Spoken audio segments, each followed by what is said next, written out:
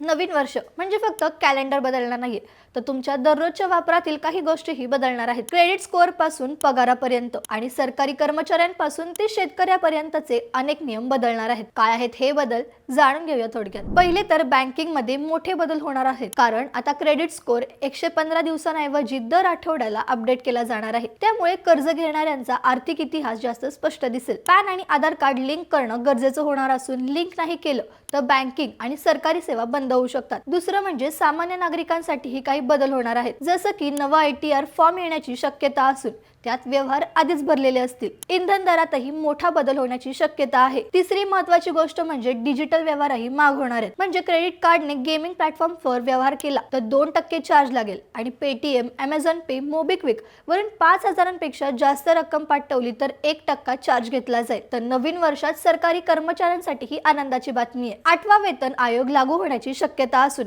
महागाई भत्ता आणि किमान वेतनही वाढू शकतं. त्यात शेतकऱ्यांसाठीही महत्त्वाचा बदल आहे, तो म्हणजे PM किसान साठी युनिक ID बंधनकारक होईल आणि पीक विम्यात वन्य प्राण्यांमुळे नुकसान झालं तर भरपाई मिळणार आहे. आता सोशल मीडियालाही कडक नियम असणार आहेत, जसं की 16 वर्षांखालील मुलांसाठी वयोमर्यादा आणि पालक नियंत्रण लागू करण्याचा विचार सुरू आहे. आणखी एक बदल म्हणजे आता ICICI बँकेच्या क्रेडिट कार्डवरील मोफत चित्रपट तिकिटांचा लाभ 1 फेब्रुवारी 2026 पासून बंद होणार आहे. म्हणूनच 1 जानेवारी 2026 आधी हे नियम नक्की जाणून घ्या. यावरचा कोणता नियम तुम्हाला लागू होणार आहे याचा विचार करा आणि ही महत्त्वाची रील तुमच्या ग्रुप्सवर मित्रमैत्रिणींनाही शेअर करा आणि अशाच महत्त्वाच्या अपडेट्ससाठी थोडक्यातला फॉलो करा.